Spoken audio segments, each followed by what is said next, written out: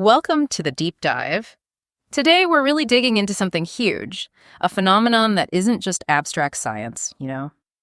It's this profound demographic shift that's quietly reshaping, well, our entire world. I'm talking about the unprecedented reality of global population aging. It's happening right now, a fundamental change. It really is. And it challenges all our assumptions, doesn't it? Exactly.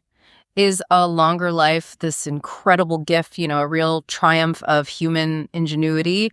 Or is it maybe an unforeseen burden, something that's poised to strain our societies? That's the core tension, Yeah. right? That's the really profound question we need to grapple with in this deep dive. Yeah. Indeed. It's a question just packed with implications. So our mission today is to thoroughly unpack the ethical, the economic, the policy implications of what we might call radical life extension. Okay. We're going to rigorously examine the world if we succeed, succeeding in truly extending healthy human life. Right. A future where we add not just years, but quality life, vibrant, productive years. Precisely. Yeah. Quality.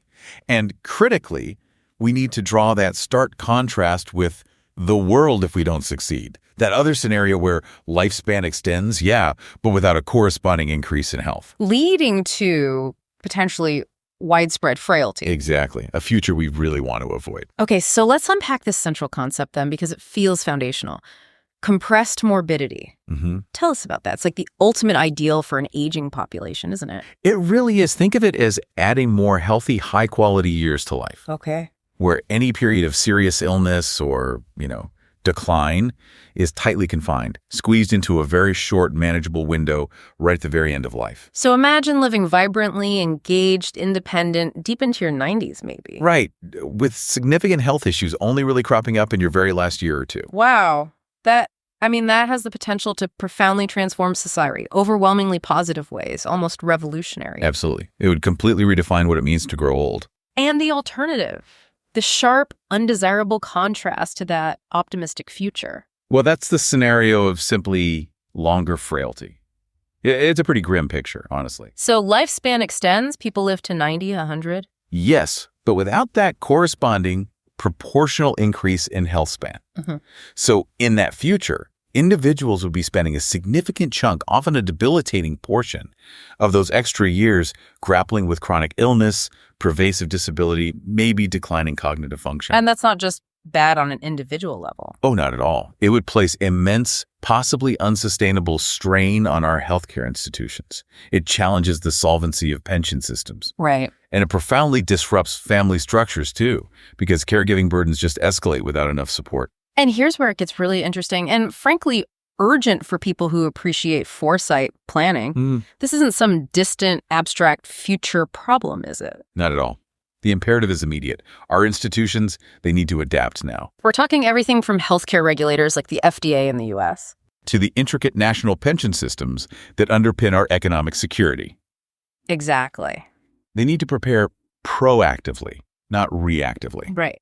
For both scenarios, success in longevity science and the potential for failure, or maybe uneven, inequitable progress.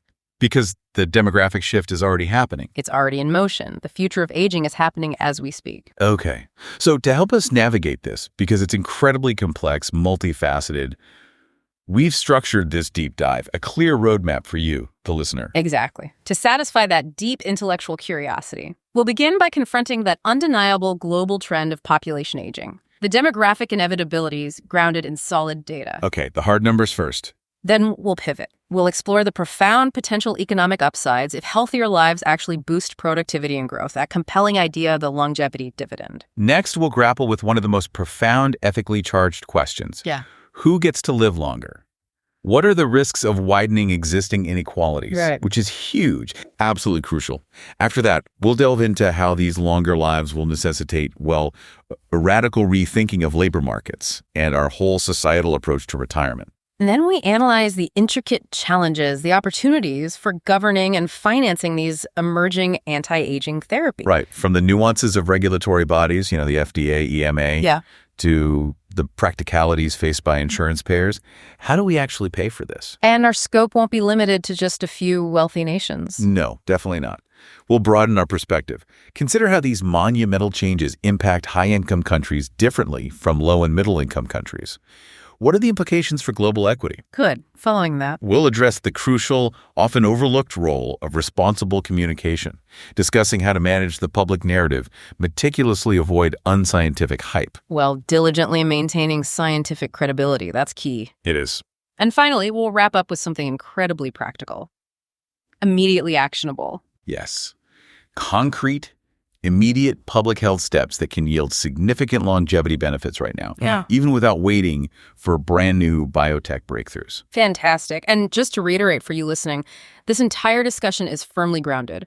Rigorous data, interdisciplinary insights, science, history, philosophy, political science, expert analyses.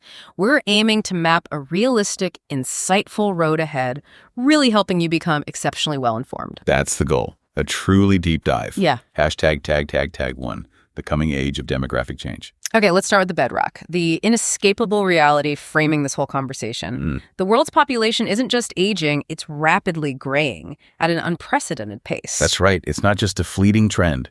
It's a demographic inevitability. A profound, undeniable global phenomenon. It's the backdrop against which all these longevity scenarios play out, isn't it? All our hopes, fears, policy choices. Precisely. And it's not a surprise. It's driven by two very clear measurable factors. First, a global decline in fertility rates, fewer births worldwide. And second, a consistent rise in longevity. People are simply living longer, healthier lives on average than ever before in history. The numbers. They're quite stark, aren't they? Illustrating the scale and speed. They really are. Almost mind-boggling. Consider this. By 2030, and that's really just around the corner. Yeah, practically tomorrow. 1 in every 6 people on this planet will be aged 60 or above. 1 in 6. Now look a bit further out to 2050. The number of people aged 60 and over, it's projected to effectively double, reaching an astounding 2.1 billion individuals. Wow. 2.1 billion. And to put that in historical context, we've already crossed a major milestone very recently. In 2020, for the first time ever globally, seniors actually outnumbered children under 5 years old. That's a profound shift. It is. And it's not just an absolute increase. It represents a deep proportional shift in the global population structure. The population over 60 is projected to nearly double proportionally from 12% in 2015 to a substantial 22% by 2050. So almost a quarter of the world population. It fundamentally alters the shape of human society. And this demographic shift has massive immediate implications for, what do economists call them? Old age dependency ratios? Exactly. That ratio is, quite simply, the number of working age adults, those typically able to contribute to the economy and tax base for every retiree. Okay. So today, in many developed countries, maybe it's 3 or 4 working adults per retiree. Roughly, yes. Still in that range in many places. But by mid-century, if current trends hold, this ratio is projected to fall dramatically. Hello. Often towards just 2 workers per senior. Here. And in some super-age societies, like Japan, it could be even lower. 2 to 1, that sounds challenging. It is. Let's try to visualize this. Think about a population pyramid, like demographers use. Okay. In the past, it had a very wide base, right? Lots of young people. Tapering up to a narrow top, relatively few older individuals. Got it. Classic pyramid shape. Now, mentally transform that pyramid. As fertility drops and longevity rises, it's becoming less pyramidal, more rectangular, like a column. More even distribution across age groups. Okay, losing the taper. And in some places, particularly those rapidly aging developed nations, it's even becoming inverted. The middle and top sections are bulging outwards. More middle-aged and older adults relative to the young. An upside-down pyramid, almost. Kind of. Yeah. Think of it like this. A real-world scenario. For centuries, maybe a small town functioned sustainably with every 4 working people supporting 1 elder through shared resources, taxes, effort. Right. Now imagine that same town trying to function, provide services, maintain its economy with only 2 people supporting that same elder. The strain. Immense. Public services, family finances, the very fabric of society. It's unavoidable unless we adapt. And this isn't just a Western thing, right? Not just developed countries. Oh, absolutely not. That's a critical misconception. Population aging is truly global. And what's particularly striking and often overlooked is that by 2050, approximately 0% of all older people worldwide will live in low and middle income countries, LMICs. 80% in LMICs. Why is that? Because developing nations are experiencing faster aging trajectories. They're going through that demographic transition from high birth height death rates to low birth load death rates much more rapidly than countries that industrialized earlier. So they have less time to adjust. Exactly. Less time to adapt and often fewer existing social safety nets to cope with the challenges. And the pace of this global graying is unprecedented. Unprecedented. It's happening much faster than in the past. And that speed leaves societies with significantly less time to adjust, to implement necessary reforms across healthcare, pensions, urban planning, everything. But you mentioned a duality, challenges and opportunities. Precisely. The challenges are clear. They dominate the headlines. Higher healthcare and pension costs, maybe fewer workers in some regions, potential economic stagnation. Those are the fears. But the opportunities are equally compelling. Longer lives are fundamentally a triumph of public health and science. If these extra years are healthy, productive years, they could profoundly enrich society. Think contributions, innovation, cultural preservation. If they're healthy years, that seems to be the key qualifier. It absolutely is. Which brings us to that crucial distinction, the central question. Can we truly add life to years, not just years to life? Quality over mere quantity. Exactly. And the current reality, well, it suggests we have significant room for improvement. It highlights where policy needs to focus. How so? While average life expectancy has shot up in recent decades globally, the fraction of life spent in good health, it hasn't increased proportionally. So we're living longer, but more of that extra time is spent sick. Sadly, yes.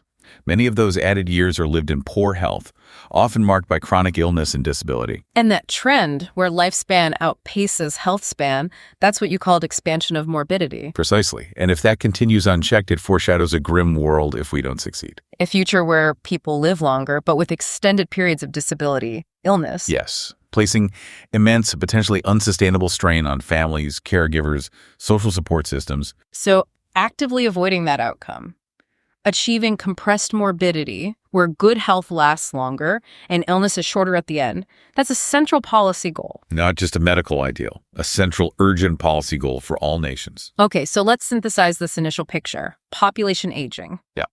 Inevitable, unstoppable force. It's happening. Correct. But how we handle it, that's not inevitable. That's where the choice lies. Yeah. For societies, governments, individuals. Will we innovate, adapt our institutions, labor markets, healthcare to turn longer lives into blessings? Leverage the wisdom, experience, contributions of older people? That's the optimistic path. Or will we stumble reactively into a crisis of frail longevity, where the burdens outweigh the benefits? That's the risk. That's the provocative choice societies face. And that leads us directly into the next section, the potential economic upside if we manage this transition successfully, the longevity dividend. Exactly. Let's explore that potential windfall. All right, let's pivot to the potential upside now. Because far from being just a burden, a fiscal drain, an aging society, if managed intelligently, could unlock what we call a longevity dividend. It's a socioeconomic windfall, a net economic benefit that comes from healthier, longer-lived populations. So it directly counters that common fear that aging is only a drain on resources, a drag on growth. Exactly. It reframes the whole issue. The core premise is actually elegantly simple but profound.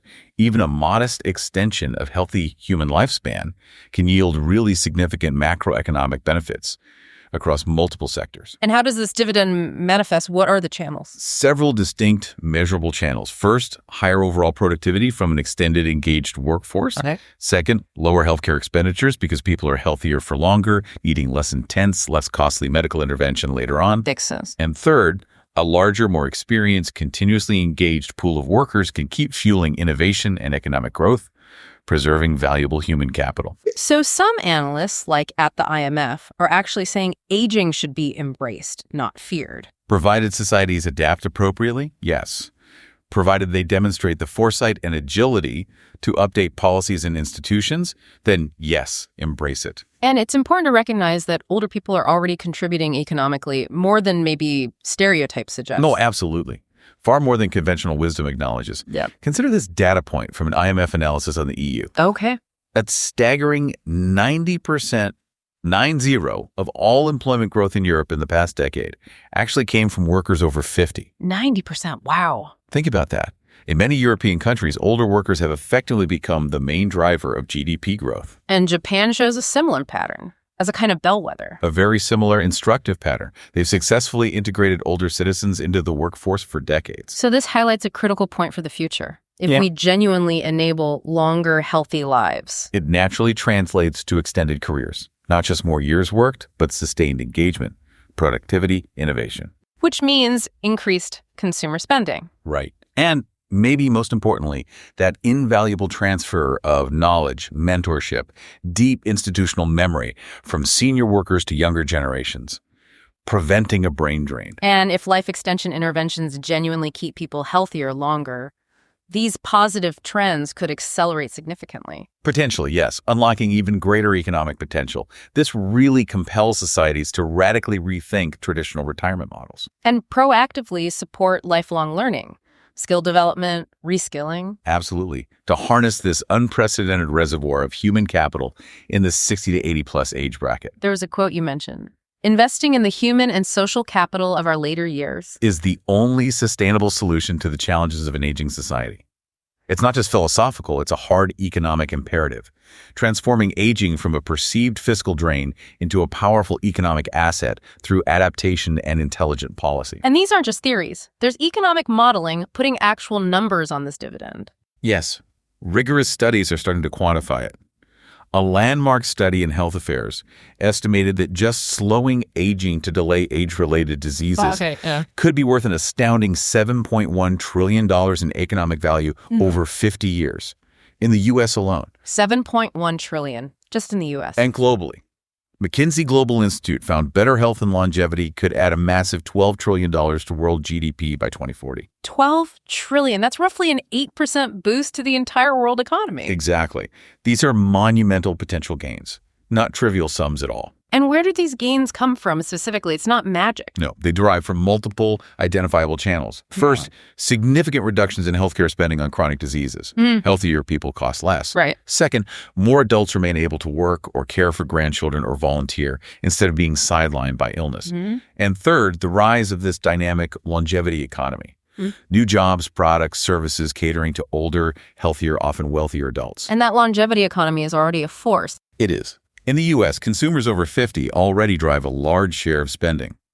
Products for healthy, aging wellness tech, travel, finance are a huge growth market. Andrew Scott, the economist, his perspective. He encapsulates it perfectly. Societies fostering healthy aging can reap a longevity dividend if we rethink our approach to aging, seeing it not just as a problem, but as one of the greatest achievements of the 20th century. Opening up opportunities for the 21st, provided we update our policies. Precisely. Adapt to the new reality. But there's a crucial caveat here, grounding the optimism. Absolutely critical. Realizing this dividend is entirely contingent on health span, not just lifespan. If people live to 100, but mostly in poor health, needing constant care, then those economic benefits completely evaporate. In fact, they could become an even greater burden. It's the difference between a thriving century and a suffering one. Which is why that distinction, health span versus lifespan, is so vital. And compressed morbidity is the goal. Exactly. If we succeed in compressing morbidity, adding healthy, high-functioning, independent years, then the dividends are indeed substantial, transformative even. And there's a timing factor, compound returns. Yes, often overlooked. Investing in aging research and proactive health promotion now yields compounding returns far into the future.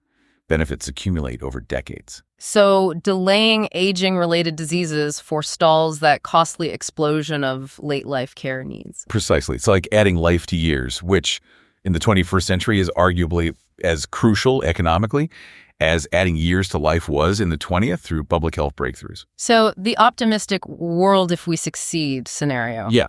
It's a virtuous cycle. A self-reinforcing cycle, yes. Healthier, older populations contribute to the economy, work, consumption, innovation. Generating wealth. Which can then be intelligently reinvested into more health research, robust social programs for active aging, modern infrastructure for healthy lifestyles. Leading to a true self-reinforcing longevity dividend that pays off for everyone. Sustained prosperity, well-being across generations. That's the potential. That's the prize if we get it right.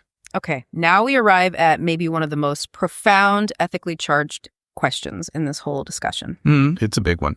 If we truly succeed in extending healthy human lifespan, who gets access? Who gets these life-extending therapies? And maybe even more critically, Will they inadvertently widen that already significant, deeply unfair gap between the haves and the have-nots? This idea of life extension only for the wealthy, it's unsettling, a frequent concern in bioethics. And feebly unsettling, and yes, a constant theme. And what's fascinating, maybe troubling, is that even without miracle anti-aging drugs, these longevity disparities already exist today. Absolutely. It's not a future problem, it's a present reality. Yeah. We know from robust data, wealthier, more educated individuals consistently live substantially longer and healthier lives than poorer, less educated counterparts. How big is the gap?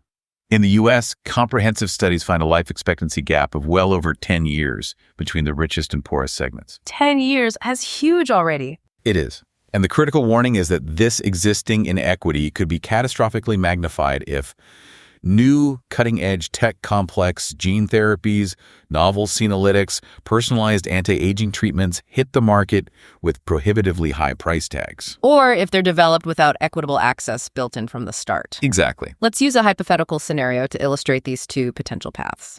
A toy scenario, you called it? Right. Imagine path 1. Breakthroughs in aging biology say a drug adding 10 healthy years are made broadly available to everyone. Low cost, maybe through public health care, like vaccines. Okay, the equal access scenario. What are the consequences? Overwhelmingly positive. Broad longevity gains across society. A collective boost to GDP as more healthy people stay engaged longer. It could even improve those dependency ratios we talked about? Potentially, yes. More people contributing longer. That's the ideal of longevity as a collective human achievement. Now, contrast that sharply. The wealth-skewed scenario. Okay. Imagine that same 10-year healthy life extension drug, but it remains an incredibly expensive luxury for a decade or more. Accessible only to the ultra-rich, or maybe those in certain developed countries. Yes, with robust private healthcare systems. The stark, ethically disturbing outcome here. A deeply entrenched two-tier society of longevity. An affluent class living to 110 plus, staying vital. While the less affluent maintain ordinary lifespans, maybe 70s or 80s, facing traditional aging burdens. That's not just economic inequality anymore. No. Ethicists call it turning economic inequality into biological inequality. Biological inequality, wow. Consider the chilling feedback loop. The rich live longer, healthier lives, so they accrue more wealth and power over time. Which they then reinvest in even more life extension. Exactly, staying vibrant even longer. Wow. Meanwhile, those without access face relatively earlier death, maybe slower health improvements. The gap widens across multiple dimensions. Raising profound justice issues on an unprecedented scale. Longevity becomes inherited, purchased, compounded privilege. As one analysis starkly put it, the availability of longevity therapies threatens to turn economic inequality into a form of biological stratification. Science fiction feeling very real, very fast. And the social, political consequences of that kind of unequal access? Severe? Potentially severe. Yeah. Psychologically, imagine the impact. Watching others literally buy decades of vibrant life. Could foster deep resentment, anger, fatalism, social unrest. All plausible. Politically, immense pressure to make therapies accessible. But if costs are astronomical, incredibly hard choices about public funding, insurance coverage, resource allocation. What about public services like pensions? Thrown into severe imbalance. If only a subset lives much, much longer, pensions could become fundamentally regressive, paying extra benefits disproportionately to those who could already afford longevity medicine. And slower generational turnover in leadership. Business. Potentially. If wealthy elders, renewed by tech, retain influence for decades longer, it could ossify social mobility, making it harder for younger generations. These themes, once sci-fi, are no longer far-fetched. Not at all. The chilling conclusion. Tomorrow's inequality could be measured in extra years of life, not just income. A terrifying new metric of disparity. So avoiding this dystopia, this biological stratification, it's a key ethical imperative. Absolutely. Equity must be at the forefront as we develop, regulate, deploy these interventions. What are the strategies? How do we ensure equity? Several proactive approaches. Governments, international bodies could treat certain highly effective therapies as public goods. Meaning? Funding foundational research, ensuring affordable, widespread distribution, like essential vaccines or clean water. Recognizing the universal human benefit. What else? Strong policy measures to actively subsidize access for low-income groups. Ensure benefits are shared across all socioeconomic strata. Is there an optimistic possibility here? Could longevity tech reduce disparities? It's conceivable. If a cheap, globally distributable pill that effectively slows aging emerges a universal geroprotector, it could actually narrow the current rich-poor lifespan gap. Is there historical precedence for that? Yes. Basic, affordable public health measures, vaccinations, sanitation, blood pressure meds have already significantly extended life expectancies in LMICs, benefiting all classes. And there was that JAMA study, linking socioeconomic interventions directly to longevity. That's right, highlighting the deep intertwining of social policy and health. It showed purely socioeconomic interventions, like wealth redistribution, can themselves improve longevity. How much? The model showed more equitable wealth distribution in the U.S. was associated with 2 or more years of increased life expectancy at the population level. Wow. So an equitable longevity dividend isn't just about new drugs. It requires tackling fundamental financial and healthcare access inequalities, too. Simultaneously. Yeah. It's a reminder that social justice is a health intervention. Okay, so summing up this crucial section, who benefits and how evenly? That's the moral litmus test for life extension. The ultimate test. The world, if we succeed, is only a true triumph if we succeed for all, or at least make that the explicit goal, not just for elites. Because longevity tech only for the few could lead to societal conflict, ethical erosion, undermine trust in science. Precisely, which is why policymakers must bake in equity considerations now, right from the start of R&D. Supporting open research for affordable treatments, considering price controls, generic production, engaging diverse communities in priority setting. All of the above. The World Economic Forum's longevity principles underscore this. Intentional efforts to address longevity inequalities across gender, race, and class, so benefits aren't felt only by the privileged. Because extending lifespan without extending justice Would be a hollow victory, a triumph of technology that fundamentally fails humanity. #TechTech4. Labor markets and retirement in a longevity economy. Okay, let's shift focus now to one of the most immediate, tangible arenas where longer, healthier lives will have a profound impact: the world of work and retirement. Our current economic structures, our societal blueprint, they were built around a 20th century life course model, weren't they? Largely, yes. Roughly 25 years of education, then a concentrated 40-year career. Retirement by the late 60s, maybe a decade or two of leisure. And longevity is already stretching that model to its limits. It is. And if healthy lifespans extend significantly further, people routinely living into their 90s with vigor, then our entire labor market and social security systems need, well, a radical rethinking. We can't just keep patching up old systems designed for a different demographic reality. No. The current structures simply aren't sustainable for a 100-year life. So let's talk employment. Older workers are already becoming more important in many economies. Increasingly important, even indispensable. And if individuals stay fit, sharp, engaged into their 70s or beyond, many may want to work longer for fulfillment, purpose. Or they might need to work longer financially. Or need to, exactly, to ensure economic security over a much longer life. Surveys already show many over 55 want to keep working or return to work somehow. But they face barriers. Significant barriers. Pervasive age discrimination in hiring and promotion. Rigid, inflexible job designs. Skills gaps due to rapid technological change. So a longevity-friendly economy has to proactively address these systemic barriers. It must.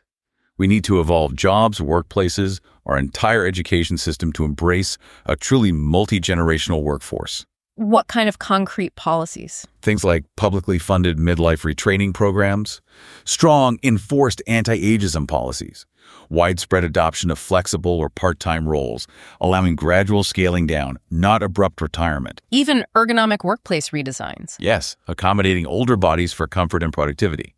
The World Economic Forum explicitly calls for employers and policymakers to help people go beyond traditional retirement ages, facilitate lifelong skill building. So workers in their 60s, 70s, 80s can stay productive if they choose. Exactly. You can imagine a future where living to 100 is common. People might have multiple distinct careers, maybe even return to university at 60 for a new profession. Which requires a huge shift in career trajectories, higher education, moving away from a front-loaded model. To one of continuous learning and adaptation, yes. But maybe the toughest challenges are in retirement and pension systems. That's arguably where the biggest policy headaches lie. Most public pension schemes, Social Security in the U.S., state pensions in Europe, are already under significant financial stress. Why? Because people are living longer than the systems anticipated when designed, drawing benefits for extended periods. So if health span increases, the logical response is Raise the official retirement age gradually, so people work longer, spend fewer years fully retired, reducing the payout period, shoring up solvency. and many countries are already doing this, indexing retirement age to life expectancy. They are recognizing the demographic realities. But raising retirement ages, it's politically unpopular and challenging for individuals. Notoriously unpopular, hits individual plans. Yeah. And it's especially tough for those in physically demanding jobs or with health issues despite overall gains. They might not be able to work longer. The IMF noted widespread resistance. Right. And it can disproportionately hit vulnerable groups. So we clearly need alternative or complementary approaches. More flexibility, more fairness. Like encouraging phased retirement, part-time work. Yes. Adjusting pension formulas so longer careers aren't penalized. Promoting robust private savings with longevity in mind. What about linking retirement age to healthy life expectancy, not just chronological age? That's a fascinating proposal. To ensure fairness, so those in tougher jobs or demographics with shorter healthy spans aren't unfairly forced to work until they physically can't. Economically, if longevity breakthroughs enable vigor into the 80s, productivity could get a significant boost. Potentially, yes. The experience, wisdom, knowledge of older workers are huge assets. Age diversity benefits teams, problem solving.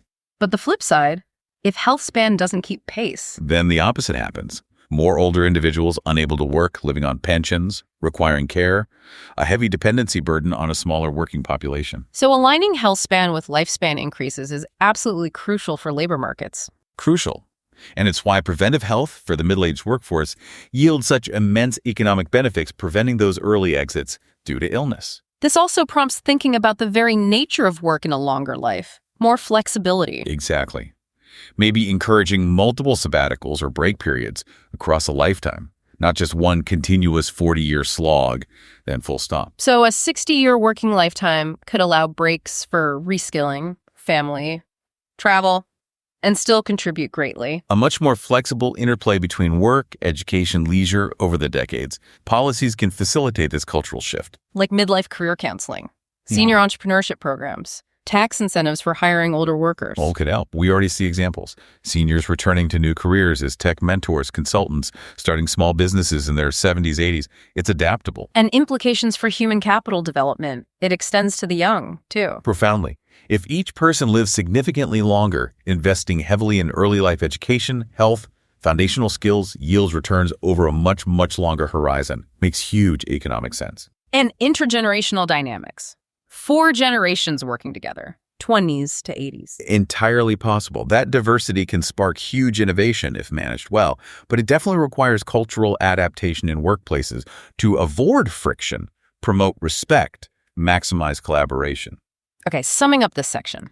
In the world, if we succeed longer and healthier lives, we should welcome later retirement, graying workforces, supported by adaptive policies. Right. Flexibility, continued contribution. But in the world, if we don't, lifespan increases without health span, labor markets suffer, unable to work individuals, economic strain, tough political trade-offs. Like higher taxes on a shrinking base just for elder care. Yeah. A recipe for strain. Which is why labor, retirement, pension reforms are urgent and act now before the demographic wave crests. Absolutely urgent. Updating retirement ages gradually, encouraging private sector innovation and hiring, ensuring pension solvency. These are essential reforms. And that quote about higher birth rates or immigration just delaying the reckoning. Yes. It powerfully states the core solution lies in adapting to longevity itself through proactive investment in older citizens' productivity, well-being, engagement, fundamentally reimagining the life course. Okay, let's shift from broad economics to the sharp end, the science and policy front. A major question looms for longevity medicine. How will our established regulatory frameworks, the FDA, EMA, adapt to anti-aging or geroprotective treatments? Exactly, because the current paradigm at these agencies is strictly disease-centric. A drug gets approved to treat or prevent a specific disease, cancer, Alzheimer's, But not aging itself. fundamentally not aging per se. And that's a critical distinction. It creates a challenge, right? Aging isn't officially a disease to regulators. Correct. It's seen as a natural process and, crucially, a profound risk factor for many diseases, but not a disease itself. which creates a conundrum for researchers and companies developing interventions that slow biological aging, hoping to delay multiple diseases at once. Right. How do you get such a broad preventative therapy approved if there's no regulatory category for aging as a target? It's like having a universal key, but no lock labeled aging. A perfect analogy. And this exact challenge came to a head with the TAME trial, targeting aging with metformin. Tell us about TAME, spearheaded by geroscience researchers. Yes. Innovatively designed to test if metformin, an old, cheap diabetes drug, can actually delay the onset of multiple chronic diseases in older adults. What's groundbreaking is its primary endpoint. Exactly. Not just one disease like heart attacks, but a composite endpoint. The time until someone develops any of several major age-related conditions, heart disease, cancer, dementia, stroke, etc. A crucial difference from traditional trials. And the very existence of TAME, the FDA allowing it, required extensive dialogue because it frames a trial differently. Targeting biological aging, not a single disease. Precisely. And what's notable, a positive sign. The FDA did not have to formally call aging a disease to greenlight the trial. But they did agree to the novel trial design, the composite endpoints. They did, recognizing the scientific rationale. Yeah. The immense hope in the field is, if TAME shows positive results, it proves to regulators that aging itself can be a valid therapeutic target via interventions impacting multiple diseases. Exactly. Potentially leading to aging being approved as an official indication for drugs. AFAR, the American Federation for Aging Research, explicitly stated that goal. We hope the FDA will approve aging as an indication to signify that aging can be treated. If that happens, a fundamental paradigm shift in medicine, a drug literally labeled for delaying aging or extending health span. A historic first for humanity. But as of today, regulators remain cautious. Justifiably cautious. A recent international task force noted it is unlikely that regulatory agencies will recognize aging as a treatable indication under current rules. Agencies like FDA, EMA are used to clear disease-specific endpoints. Yes. Approving a drug for a more abstract claim like slows aging raises complex questions. What evidence is sufficient? What body markers or outcomes indicate slowed aging? And crucially, what level of risk is acceptable when giving a drug preventatively to healthy older adults, potentially for decades?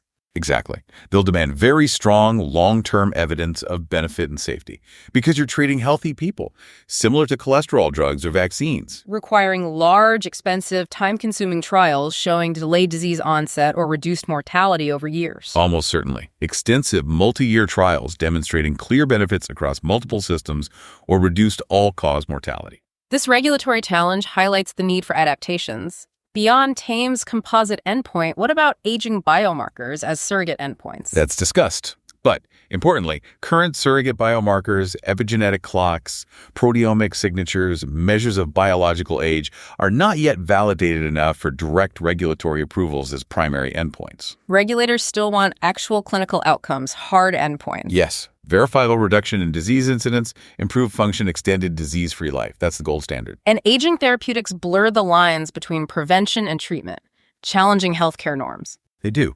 But there are plausible, pragmatic pathways to regulatory recognition, creating new drug designations maybe, or expanding indications for drugs showing multi-disease risk reduction. Is there precedent, like in cardiovascular disease? Yes, where drugs get approved for reducing all-cause mortality or a composite of events like heart attack and stroke.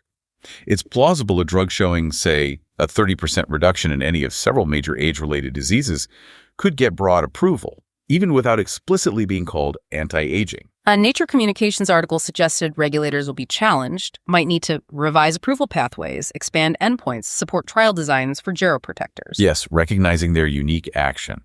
Encouragingly, dialogues between scientists and regulators suggest the concept behind geroscience is understood and shared. The FDA approving TAME's design is seen as a significant positive sign of this evolving understanding. Globally, the WHO took a step. ICD-11 code for aging-related disease. XT9T, yes, a notable step. Doesn't make aging itself a disease, but acknowledges aging processes drive conditions. Provides a framework for research, tracking.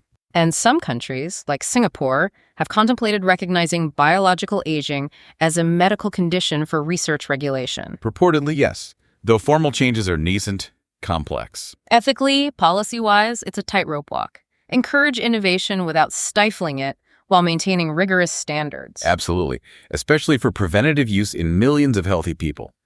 Benefit must be clear, safety paramount. Regulators might use tools like conditional approvals, Yeah. accelerated pathways, like for cancer preventives. Possibly if early evidence is exceptionally strong. And they'll almost certainly demand robust post-marketing studies to monitor long-term safety and efficacy. So, summarizing the regulatory pathway, it's opening, but carefully, cautiously. That's right. Near-term scenario. Regulators won't say treats aging, more likely, reduces risk of major age-related diseases, or extends disease-free survival based on compelling trial data. But over time, if multiple such therapies emerge, the paradigm might shift to formally targeting aging as an indication. That's the long-term hope. Until then, scientists have to fit aging interventions into existing boxes, like Taney's multi-disease endpoints as a proxy. So a key policy watch. Whether aging gets official disease classification indication status, that would unlock massive pharma investment. A potential game changer, yes. The stakes are high. An adaptive framework could unleash a wave of R&D. Failure to adapt could slow progress or push products into less regulated spaces like supplements. So recommendation. Policymakers, regulators proactively work on guidelines for geroprotective drug development. Acceptable endpoints, ethical trials, geriatric expertise. Yes. Foresight and collaborative vision are essential. Hashtag mega recap and flashcard summary 1. Okay, before we move on, let's quickly do a mega recap of what we've covered so far. It's been a lot to digest. Absolutely. We started with that fundamental global demographic shift. The world is aging fast, driven by lower fertility and higher longevity. We talked about those dependency ratios potentially falling towards 2.1 workers per retiree. Right, and the critical difference between just extending lifespan versus extending health span, aiming for compressed morbidity, adding life to years, not just years to life, to avoid that expansion of morbidity. Then we explored the potential economic boon, the longevity dividend, if health span does keep pace. We're talking trillions in potential value from healthier aging, maybe $7.1 trillion in the U.S., $12 trillion globally, according to studies. But then we hit the profound ethical challenge. Equitable access, the real risk of biological inequality if longevity tech is only for the rich, turning economic gaps into lifespan gaps. Which underscores the equity imperative, the need for proactive policies, like treating therapies as public goods, using subsidies, maybe even wealth redistribution to ensure broad access. Then we shifted to the practical impacts on labor markets and retirement. The need for a radical rethink, lifelong learning, flexible work, probably later retirement ages like 70, 75 plus app, and absolutely critical pension reform. And finally, we just unpacked the complex, evolving regulatory landscape. Aging isn't officially a disease indication yet. The TANE trial with metformin is pivotal, aiming to prove aging is a treatable target using multi-disease endpoints as a proxy. The regulatory goal seems to be shifting, maybe slowly, from single disease treatment towards broader approvals like reduces risk of major age-related diseases or extends disease-free survival, a really complex area. Definitely. So that brings us up to speed. Perfect. Now, for those who like things really concise, let's do a quick flashcard summary of those key points. Ready? Let's do it. Okay. First flashcard. Demographic inevitability. Global aging driven by declining fertility plus rising longevity. Next. Dependency ratio, falling from maybe 4.1 down towards 2.1 workers per retiree by mid-century. Big implications. Health span versus lifespan. Critical goal. Add life to years. Compress morbidity to avoid expansion of morbidity. Quality matters. Longevity dividend. Potential trillions in economic value from healthier aging. $7 1T US, 12T global estimates. Biological inequality risk. Longevity tech only for the rich could turn economic gaps into biological ones. Think rich living to 110 plus fill, poor to ordinary spans. Chilling. Equity imperative. Meet policies, public goods approach, subsidies, maybe wealth redistribution for broad access. Justice matters. Labor market rethink. Need lifelong learning, flexible work, later retirement, 70, 75 plus, and urgent pension reform, adapting work to longer lives. Regulatory hurdle. Aging not a disease indication yet.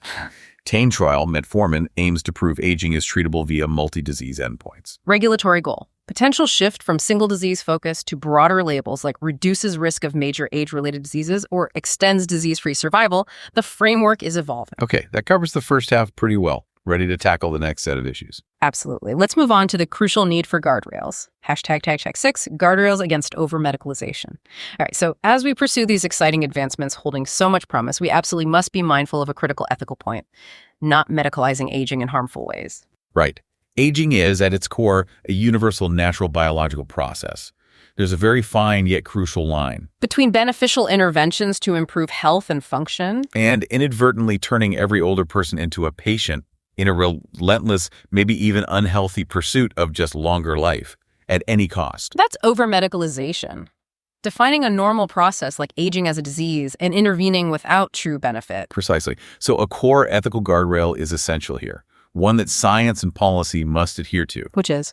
Any systemic drug or treatment marketed for longevity must demonstrate clear, robust, evidence-based benefits in human trials. Reducing specific disease incidence.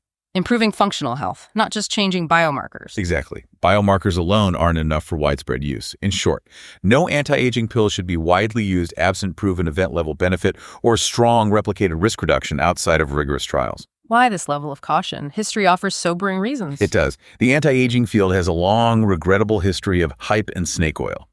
Dubious supplements, unproven therapies preying on fear. There's already a huge, unregulated market selling creams, injections, supplements with exaggerated claims. Absolutely. We desperately want to avoid a future where partially tested drugs are rushed out, maybe based on preliminary biomarker data. Leading millions to take them with false hope. Potential side effects. Wasted money. Exactly. Imagine a pill claiming to slow aging based only on biomarker changes. Huge demand, maybe, but without proven disease reduction or improved quality of life. We risk exposing people to harm or just squandering resources. This is why strong policy guardrails are crucial, requiring outcomes-based evidence for approval, reimbursement, post-marketing surveillance. Imperative. And there's another aspect, avoiding treating aging itself as something to just be eliminated, focusing instead on associated diseases, functional decline. Yes. Some geriatricians worry that labeling aging a disease could lead to perverse outcomes, like aggressive, maybe futile, interventions on very old, frail patients. Extending life briefly, but at the cost of quality of life, autonomy, dignity. Exactly. That ethical balance between extending life and ensuring life is worth living must remain central. The goal is health span, not just lifespan. So any therapy extending lifespan but expanding morbidity more years in poor health violates the principle of doing good, a societal failure. Absolutely. Regulators, clinicians must demand that longevity interventions genuinely improve healthy life years, reduce suffering, enhance function, not just add years of frailty. And we have to guard against polypharmacy, overtreatment, especially in older adults already on multiple meds. A huge risk. Seniors often take a cocktail of drugs, indiscriminately adding a longevity drug for everyone over 60. We better be sure it's worth the added medication, burden, side effects, interactions, complexity without a truly significant payoff. Which is why experts stress any geroprotector needs a clear, measurable benefit, clinically meaningful, like delayed onset of X disease or reduced mortality by Y% in trials. Without that compelling evidence, widespread use is premature, potentially harmful, economically wasteful. Practically, this means defining appropriate use criteria. Maybe only for individuals above a certain risk threshold, specific biomarkers of rapid aging. That would be sensible, target resources effectively, prevent blanket prescriptions. And ensuring genuinely informed consent, comprehensive education. Critical. People must understand realistic benefits, risks, limits. If a drug shifts a biomarker, explain it's not a magic bullet. It might increase the chance of reaching 90 from X% to Y%. Grounding expectations helps reduce inappropriate use, false hopes.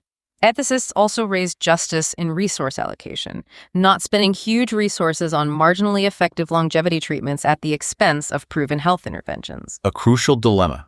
Spending billions to maybe give one wealthy person a few more years when basic health needs for countless others are unmet.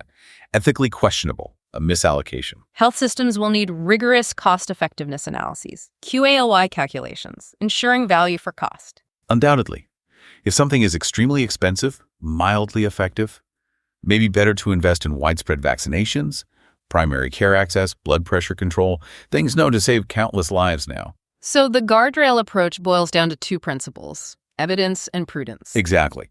Policymakers might articulate a guiding principle like, we will not approve or pay for mass use of a longevity intervention unless it has demonstrated substantial, clinically meaningful benefit in outcomes that truly matter to patients living longer and healthier. Echoing that not every mouse intervention translates. Test rigorously, not assume more is always better when intervening in complex aging. Precisely. Holding to high standards avoids false hope, waste, harm. And this ties directly into how payers, insurance, health systems can responsibly manage access. Our next topic. It does. The bottom line here is clear. Treat aging, not overtreat it. Seek genuine, impactful health extension that improves quality of life, not just a pill for every year, regardless of benefit or cost. Okay, so assuming groundbreaking longevity interventions do emerge, survive rigorous testing, navigate regulatory hurdles, a critical question immediately arises for health systems. Who pays? And how will they be covered by public and private insurance? Exactly, because cost and coverage decisions will fundamentally determine broad access, and they'll also profoundly shape innovation incentives for the industry. Health insurers, public like Medicare, private plans face complex, unprecedented decisions, covering treatments that prevent age-related diseases or extend healthy life. Very complex. And given finite resources, payers will likely employ special levers, things like coverage with evidence development and outcomes-based contracts. Why? What's the goal of these levers? To meticulously balance the desire for broad patient access with the absolute necessity of rigorous evidence generation and fiscal responsibility. Let's dig into these special levers. First, coverage with evidence development, or CED. This is already used sometimes, like in Medicare. Yes, for certain new high-cost technologies where long-term data is still accumulating, it means Medicare, or another payer, covers the therapy conditionally. What's the condition? That it's only reimbursed for patients enrolled in a specific study or registry that continues to collect long-term real-world outcome data on efficacy and safety. So this seems ideal for early longevity treatments if evidence is encouraging but not definitive. It could be. Provides access while continuing to learn about real-world effectiveness and safety in larger, diverse populations. Trading immediate full approval for a learning phase, where evidence keeps being gathered. Exactly. But it needs to be implemented carefully. Critics worry it could inadvertently ration care if not done transparently, with clear pathways to full coverage once benefits are proven. Good faith is essential. Okay, the second tool, outcomes-based contracts, also called value-based pricing. Right. Here, the payer agrees to pay, but the payment level is tied directly to only to the extent it works as advertised in real-world patients. Can you give an example for an anti-aging drug? Sure. Imagine an insurer covers a new, expensive anti-aging drug. The deal might say the manufacturer gets paid up front, but if the patient doesn't avoid, say, hospitalization for a major age-related disease or doesn't show improved health metrics after 5 years. The manufacturer rebates some cost back. Exactly. Or a portion of payment is withheld. It ties the drug's price directly to its real-world performance. Applying this to longevity, a company gets a premium price only if long-term data shows lower medical costs, reduced chronic disease, improved function. Precisely.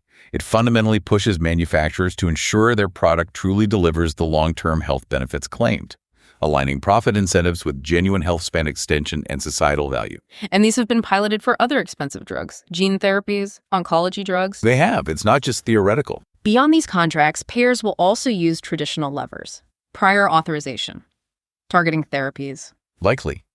Early on, insurers might restrict coverage to subpopulations with the most to gain, where benefits are clearest. Like covering it only for 70-plus individuals with specific risk factors, not all 50-year-olds initially. Exactly.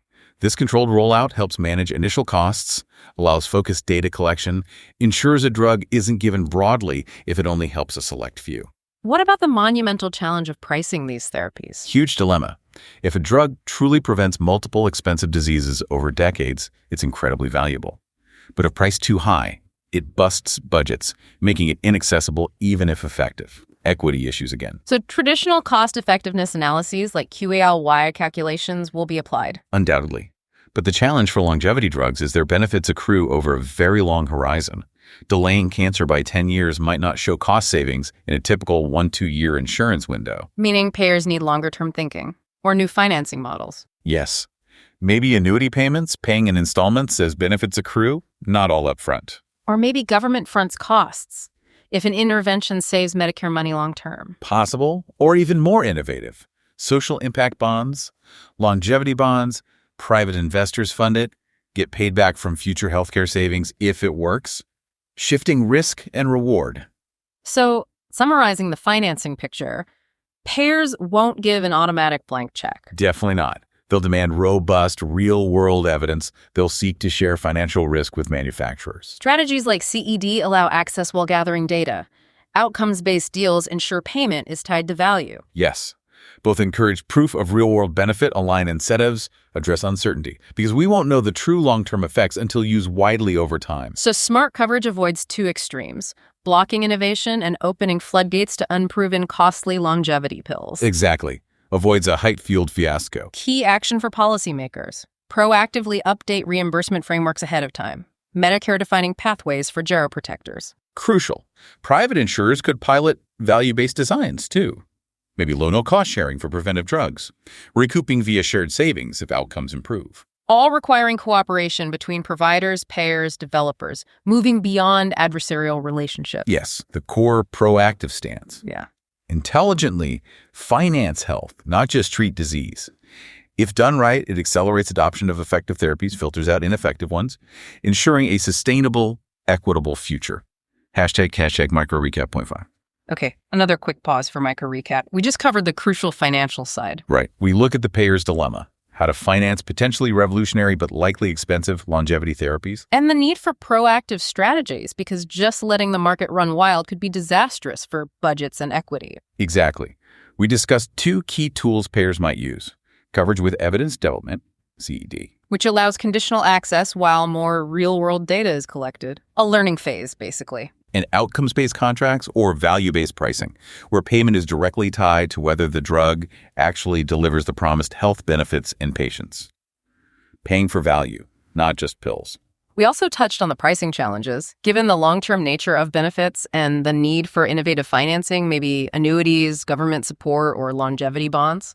The bottom line is that payers will demand evidence and seek to share risk, aiming to finance genuine health improvements, not just treatments, balancing access, evidence, and fiscal responsibility. It requires foresight and new ways of thinking about value in healthcare. Got it. A complex but critical piece of the puzzle. Now let's broaden our view again and look at the global picture. Let's zoom out now. Consider the global dimension, because the implications of life extension won't be uniform across the world, will they? Not at all. Vast differences due to global heterogeneity in health infrastructure, economic resources, existing demographics. High-income countries, Japan, Germany, U.S. aging fast, but generally have established, though strained, infrastructure for the elderly, healthcare, social safety nets. Generally, yes.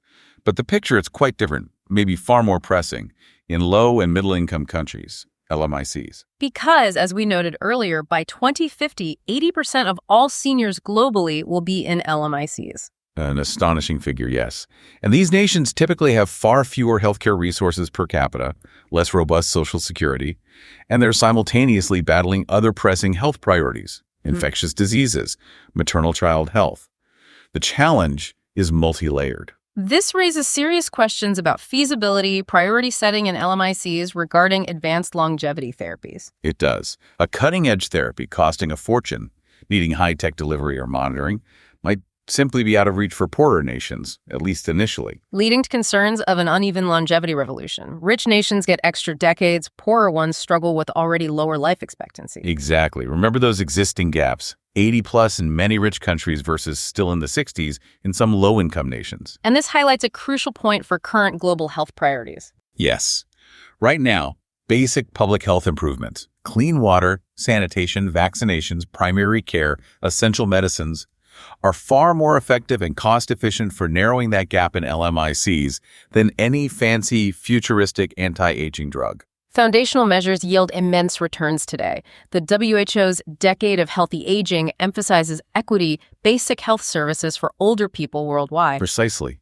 Acknowledging foundational needs are paramount for global healthy aging. But LMICs shouldn't be entirely left out of longevity R&D. There's a role for international partnerships, global health organizations, philanthropy. A vital role to ensure that when a truly impactful intervention is proven, it can be scaled and made accessible in less wealthy settings. Through mechanisms like tiered pricing, like for HIV drugs, philanthropic funding like Gavi for vaccines. Those are potential models. The nature of aging research itself, its universal applicability, should be recognized as a global public good. Breakthroughs benefit all humanity, regardless of origin. So funding for foundational research should also be global, UN multinational consortia for key trials. Collective investment could accelerate discoveries benefiting everyone. And there's significant heterogeneity within the developing world. Middle-income countries like China, Thailand, aging very fast. Yes, due to fertility collapse plus improved life expectancy. They face the aging challenge earlier in their development curve than today's rich countries did. Growing old before they grow rich. Essentially, yes. Huh. Their choices and strategies could be incredibly instructive. They might prioritize low-cost, high-impact interventions, community-based elder care over expensive biomedical fixes. Could be. We might see significant social innovation emerge, intergenerational living, community health workers managing chronic conditions, emphasizing prevention, low-cost care embedded in community fabric. What about migration, geopolitical implication? Complex interplay. If rich countries live much longer, will they need more young immigrant workers from younger countries, impacting those countries' age structures? And ethically, a stark widening longevity gap between nations. Troubling. Destabilizing. Profoundly troubling. Imagine 95 in a rich country versus 65 in a poor one by 2060. A 30-year gap could foment tension, seen as broader injustice. Underscoring why global health advocates argue longevity gains must be shared universally. Absolutely. Not every country can invest in high-tech R&D, but knowledge transfer, capacity building, cost sharing can help bridge gaps. COVAX for COVID vaccines showed the complexities, but also the necessity. Global governance might be needed for sensitive tech like gene editing, international regulations, ethical guidelines. Could be crucial for responsible development, equitable access. And as populations age globally, all countries need age-friendly policies. Elder-friendly cities, combating ageism, ensuring human rights of older persons. So a longer life is a good life. The UN Decade of Healthy Aging is about fostering this global collaboration, equity, improved lives. Yes. So the world, if we succeed globally, means most nations benefiting. Requires intentional efforts, rich countries funding rollout, equitable pricing, local adaptations. Yes. An oral pill is easier than advanced clinics. But the world, if we don't succeed globally, especially if aging continues without health span gains in LMICs. They face growing older populations with high disease burdens without the wealth or systems to care for them. A humanitarian crisis. A profound crisis. Dementia, chronic disease exploding, overwhelming families, informal care networks, a scenario of global frailty. So improving healthy longevity is arguably even more urgent in developing regions, thinner resource cushions. It is. Okay, synthesizing the global view. Longevity shouldn't become a new axis of inequality. We must ensure longer lives become a shared opportunity, not a societal burden across all countries. Exactly. Policymakers worldwide, WHO, UN, should proactively incorporate aging longevity into development agendas. Basic geriatric care, chronic disease prevention, eventual access to innovations. A true health equity lens is essential. Longevity advocacy championing a poor farmer's right to a longer, healthier life, not just focusing on elites. Only then can we truly call extending human life a global success story. All right, let's shift gears to something equally critical. Public narrative, how we talk about this, because it's really a double-edged sword, isn't it? It truly is. On one hand, exciting discoveries, bold claims. They attract crucial funding, talented minds, spark public interest, which is good. But the flip side. Overhyped announcements can mislead the public and policymakers, potentially causing a backlash when promises don't pan out, leading to disillusionment, mistrust. So to keep this incredibly important endeavor on a responsible, scientifically sound track, experts stress narrative hygiene, applying a hype tax. Exactly. In practical terms, whenever a new anti-aging study or therapy is touted, press release, paper, media headline, scientists, communicators have an ethical responsibility. To do what? To proactively, clearly state the best reasons why it might not succeed in humans or why it faces significant hurdles.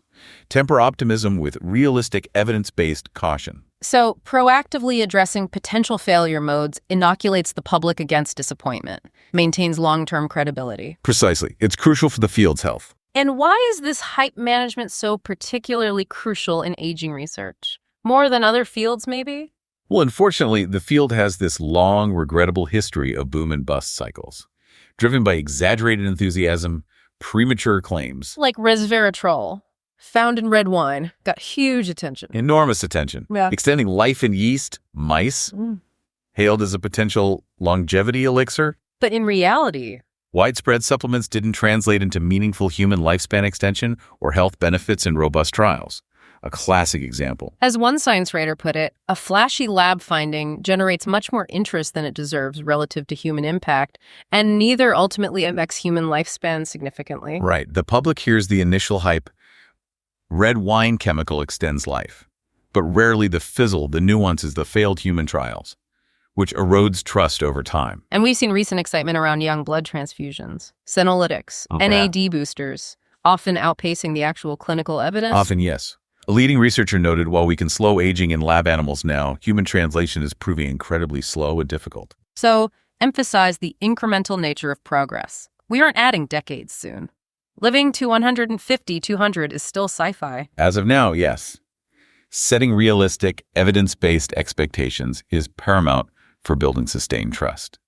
So, implementing this hype tax means every claim gets an immediate, sober reality check. Exactly. Example. Biotech claims pill X reverses aging in dogs. Responsible voices should immediately highlight the actual evidence, maybe a small, unpublished study, and the immense hurdles for proving that meaningfully in humans. Scientists publicly airing doubts, maybe saying perhaps 95% of this is hype, sets proper expectations, grounds hope in evidence, not wishful thinking. It does. It's responsible science communication. And another reason to manage hype, avoid the boy who cried wolf scenario. Absolutely. If too many breakthroughs fail to deliver, the public gets jaded, cynical, might dismiss the whole field as charlatanism. Which was a problem historically, pushing aging research to the fringe. It was. Credibility can be lost quickly if prominent scientists overclaim and retract. We saw a mini furor in 2023-24 when a Harvard researcher's assertions felt premature to many peers. The field's self-policing response was actually a healthy sign. So fostering a pervasive culture of candor and transparent communication is necessary. Absolutely. Journals, companies, media should routinely include explicit caveats. This worked in mice, but mice aren't humans. Many past interventions failed in people. Or new drug-lowered biological age markers, however, we don't know yet if that means fewer diseases or longer life, needs long-term trials. Yes. Paying this hype tax up front, adding a paragraph of skepticism and nuance, builds trust. Educational outreach helps too. Understanding probability, clinical trial stages, calibrating expectations. Vital. Maybe NIA, NGOs could issue guidelines for responsible communication.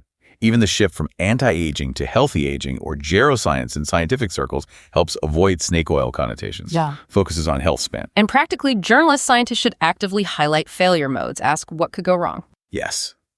For every breakthrough, example, gene therapy extends mouse lifespan. Failure modes, side effects in humans. Doesn't affect same pathways. Only works in specific mouse strains. Or a new aging biomarker. Might not correlate with outcomes. Could be a dead end like past fads.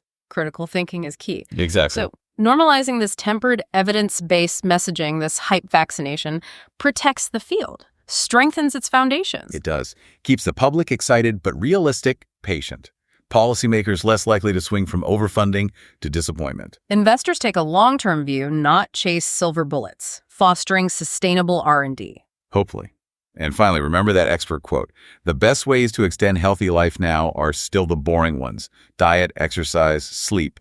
Radical life extension is still not around the corner. Stating this doesn't diminish the field, it contextualizes it, directs people to what they can do now. Precisely. Integrity in communication is an ethical imperative in longevity science. The high tax costs immediate buzz, but pays massive dividends in public trust. And that trust is crucial for when truly transformative interventions arrive. Okay, so as we anticipate these fascinating, maybe revolutionary future treatments, it's absolutely critical we don't overlook the immensely powerful longevity levers already firmly in our hands right now. Absolutely. Regardless of future biotech breakthroughs, there are readily available evidence-based public health and lifestyle interventions today that significantly extend healthy life and compress morbidity. These are the low-hanging fruit for increasing healthy longevity. They really are. Yeah. And crucially, they form the very foundation upon which any new therapy would build. Essential building blocks. It's often said, the 3 best ways to extend your life are still the boring ones. Eat healthy, exercise, sleep. Humorously but profoundly accurate. And to that, we absolutely should add proven, accessible medical preventive care. Rigorous blood pressure control, effective cholesterol management, timely vaccinations. Let's dive into some key areas. First, maybe most impactful for population health, blood pressure control. Hypertension, the silent killer. Yes. Dramatically, asymptomatically raises risk of heart attacks, strokes, kidney failure, leading causes of premature death, severe disability globally. But the good news, effective treatment significantly reduces death risk, increases life expectancy. Significantly. Large studies show consistent treatment meds like ACE inhibitors, diuretics, or lifestyle changes like salt reduction. Exercise profoundly prolongs life, reduces cardiovascular events. If everyone with high BP kept it in check, massive impact. Prevent millions of premature deaths. Immense impact. Even for frail, older adults, managing BP prevents disabling strokes. That study of 1.3 million elders, adherence cut mortality risk by 33–44% over 7 years. A huge gain. So ensuring diagnosis and consistent treatment is a top-tier, cost-effective longevity strategy, yields longer and better quality life. Absolutely. Preventing disabling events is key. Next, cholesterol and cardiovascular health. Managing LDL, bad cholesterol. Diet, exercise, statins. Unequivocally proven to extend life by preventing atherosclerotic heart disease, the leading global killer. Widespread statin use saved countless lives, cutting heart attack, stroke rates. Lowering LDL adds years, rooted in evidence. A 1 millimole drop reduces heart disease risk substantially. Yes. Translates directly to longer life, especially avoiding early events in middle age. And, of course, smoking cessation. Still one of the most impactful interventions ever. Quitting, even in middle age, adds many healthy years, reducing risk of cancer, heart, stroke, lung disease. Dramatically. Tobacco control is a massive public health win for longevity. Then, blood sugar, diabetes management.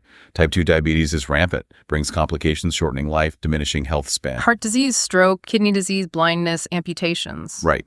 While tight glucose control's effect on mortality can be nuanced in the very elderly, avoiding severe hyperglycemia clearly improves survival and definitely health span by reducing those debilitating complications. And diabetes prevention potential is huge, given obesity, metabolic syndrome explosion. Immense.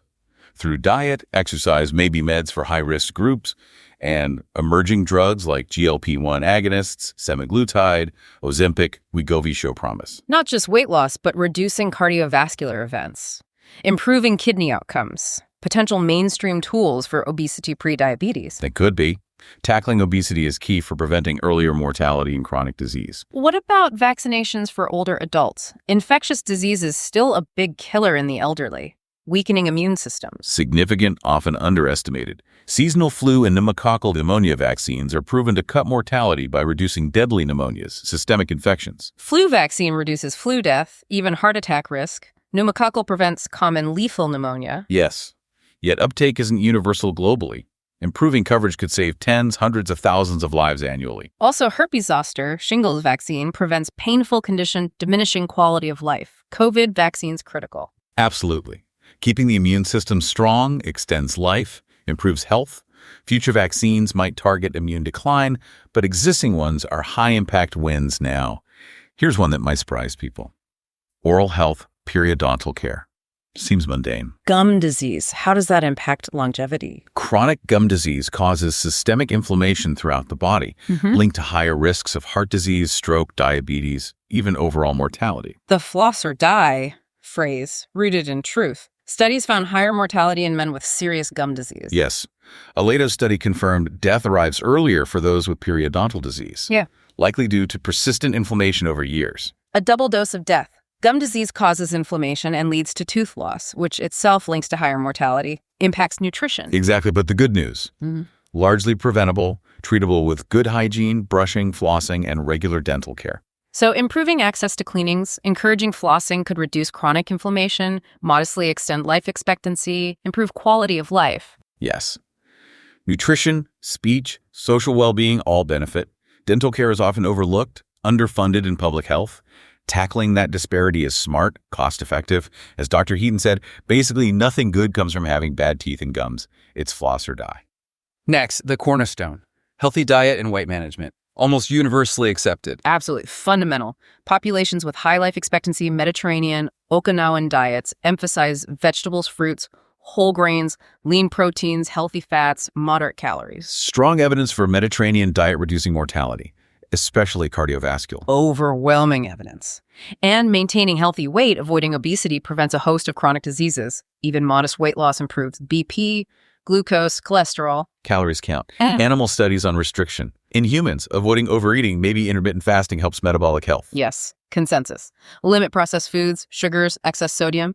Policies supporting nutritional counseling, access to healthy food for seniors are vital. And physical activity, if it were a pill. Blockbuster longevity drug of the century. A medical marvel. Absolutely. Regular exercise, 150 minutes, moderate intensity week, or as enabling to longer life, lower risk of nearly every chronic disease, heart, stroke, diabetes, cancer, depression, cognitive decline. Starting even in 60s, 70s yields benefits, improves cardiovascular health, muscle bone density, anti-inflammatory effects. They're found multisystemic benefits. Studies show 20-30% lower all-cause mortality risk for active people versus sedentary. Beyond extending life, improves quality of life. Mobility, mood, cognitive function, independence. Dramatically.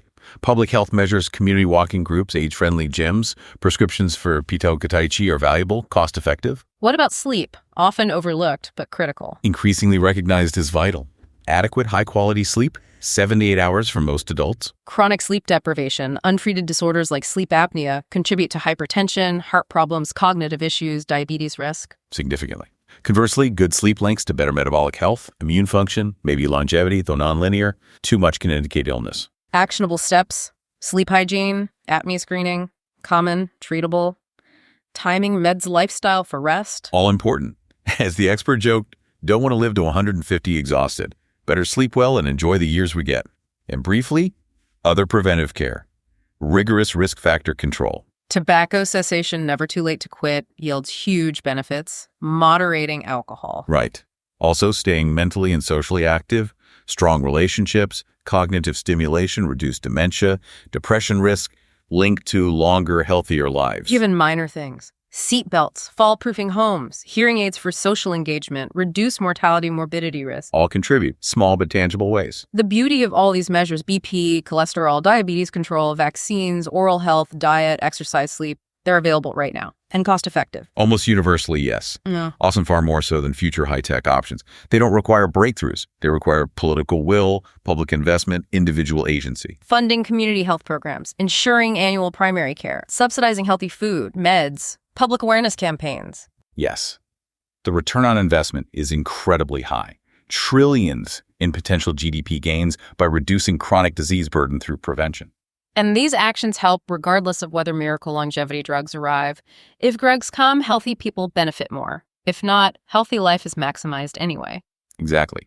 As Vox concluded, we may not add decades, but we can ensure more years when you can live well. That's the achievable goal. Compress morbidity, extend health span. So these actionable public health levers are the cornerstone of any responsible longevity strategy. Low-tech, high-impact. Absolutely. Policymakers must treat them as intrinsic, non-negotiable. A fancy pill adding 5 years means little if we fail on existing measures that could add 5 healthy years now for countless people. So any responsible longevity policy needs a two-pronged approach. Support cutting-edge research and aggressively roll out what we already know works. Precisely. Ensuring the broadest possible benefit starting today. #tag micro recap point 7. All right, let's do one last micro recap before our final conclusions. We just covered a ton of ground on what we can do now. We did. We emphasized the immense immediate impact of existing public health measures, things that are often seen as boring, but are incredibly powerful. Right, like meticulous control of blood pressure, cholesterol, and blood sugar, diabetes prevention and management, proven life extenders. Plus the importance of vaccinations for older adults, flu, pneumonia, shingles, COVID, surprisingly impactful things like oral health and periodontal care to reduce systemic inflammation. And the absolute cornerstones. Mm-hmm. Healthy diet, maintaining a healthy weight, regular physical activity, the blockbuster drug if it were a pill, and getting adequate sleep.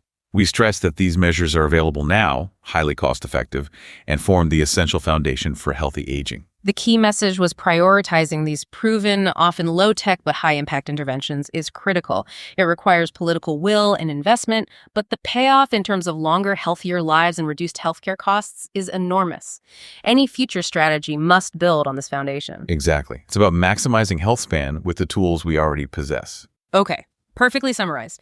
Now let's bring it all together in the conclusion. So, as we wrap up this deep dive, it should be crystal clear. The trajectory of human aging in the coming decades. Yeah. It's not predetermined, not fate. It's fundamentally a story still being written. Yeah. Shaped by the ethical choices, economic investments, policy decisions we make today. Exactly. The future isn't something that just happens to us.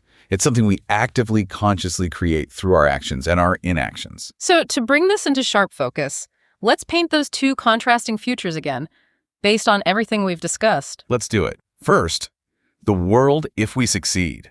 Breakthroughs in aging science gradually, meaningfully bend the curve of health span and lifespan upward. By mid-century, common for people to live vibrantly into their 90s, plus light maintaining good physical and cognitive health. Yes.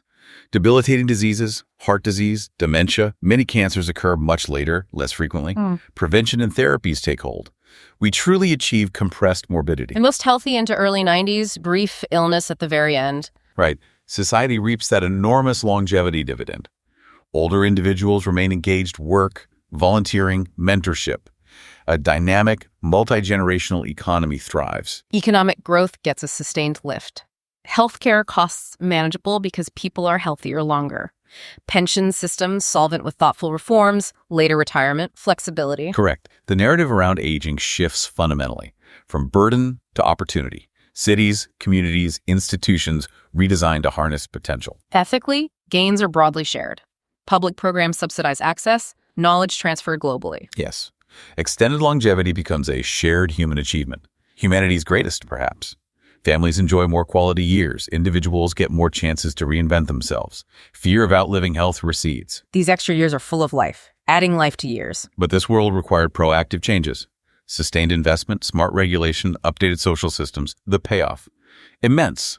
A wealthier, wiser, healthier society capitalizing on longevity. Now, the stark contrast, the world if we don't, the pessimistic scenario. Here, either longevity science fails on health span gains despite longer lifespans, or, more likely, we fail to implement the needed societal, economic, public health measures. The population still ages, that's inevitable. But instead of compressed morbidity, we get longer lives plagued by long periods of illness and disability.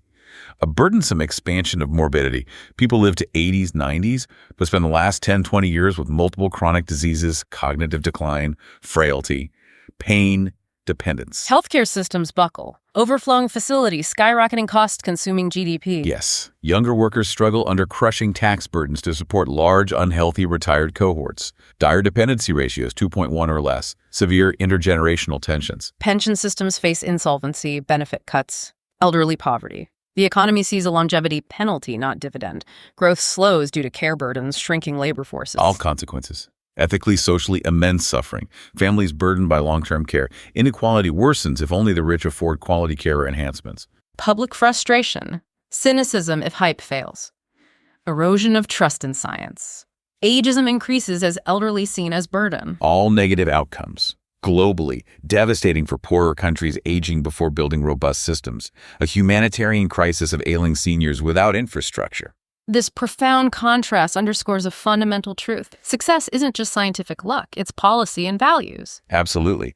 We might not dictate every discovery, but we can choose how to respond, prepare, invest adequately, ensure equitable access, adapt institutions. These are under our control. We could almost boil this down to a one-page memo for a longevity agenda. Key points. Okay. Costs and benefits. Acknowledge costs, but highlight massive benefits of healthier, longer lives.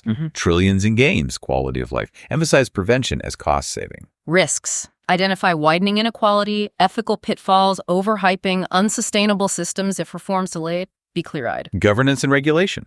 Call for clear, adaptive frameworks, regulatory pathways for geroprotectors, global ethical guidelines, maybe new institutions, WHO Aging Center, UN panel. Distributional analysis. Who wins losses? Stress policies for vulnerable groups. Manual laborers, communities of color, low income to close gaps. Target interventions. Next best public health moves. List concrete steps now: aggressive hypertension, diabetes control, fall prevention, anti-smoking, active aging urban planning, healthy lifestyle campaigns, immediate government actions. The overarching message then. Longevity can be a profound boon or a devastating bane, depending on our actions. Unequivocally, there's a moral imperative to strive for the boon: longer, healthier, vibrant lives for as many as possible while proactively mitigating downsides. Requires multi-front action. Science, healthcare, economics, ethics. We're at a historical crossroads, like a century ago when public health doubled life expectancy. Now we can potentially double healthy life expectancy via science and smart policy. That's the potential. The optimistic outcome is reachable. A world celebrating 100 birthdays as routine milestones of active citizens. A world that has truly added life to those years, making 100 the new 60. But the pessimistic outcome looms if we do nothing or choose flawed, inequitable policies. Longevity gains turning into burdens, deep inequalities. Yes. Success hinges not just on extending lifespan, but on our wisdom, foresight, compassion in governing that extension for the benefit of all. So as we conclude this deep dive, the future of aging isn't fate, it's a choice. Our choice to shape. By making the right choices now, ethically, economically, policy-wise, we can ensure longer lives are a magnificent gift we all share, handing off a better, healthier world to future generations. Which leaves one final question for you, the listener. What will your contribution be to shaping this longer, healthier future? Maybe advocating for healthier policies, rethinking personal habits, or just engaging in these complex conversations with greater understanding. Thank you for joining us on this deep dive. We hope you leave with informed optimism and a sense of the immense weight and opportunity of our collective choices.